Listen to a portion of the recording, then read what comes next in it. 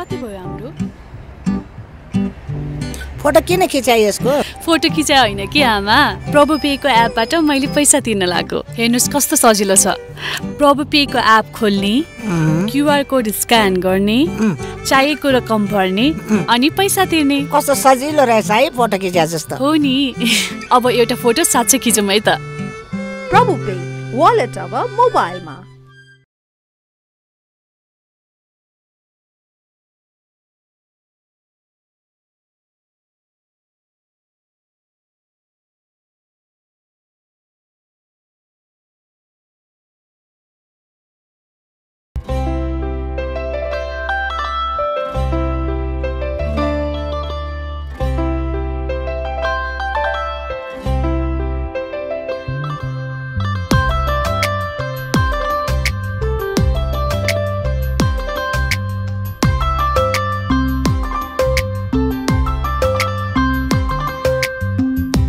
साथमा यात्रा गरेर